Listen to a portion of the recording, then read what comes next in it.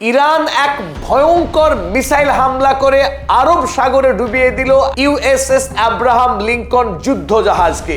AI নির্মিত এই হুমকি ভিডিও পোস্ট করেছে আয়াতুল্লাহ খামেনির অফিস, আর এতেই সারা পৃথিবীতে শোরগোল পড়ে গেছে। সারা পৃথিবীতে একমাত্র ইরানই পারে আমেরিকাকে এই রকম হুমকি দিতে, তাকে জব্দ করবার সাহস রাখে। আমেরিকাকে রক্তচক্ষু দেখানোর এই সাহস কেবলমাত্র আয়াতুল্লাহ খামেনিই পারে। দেখুন সেই ইউএসএস আব্রাহাম লিঙ্কন ডুবে যাওয়ার সেই ভিডিও।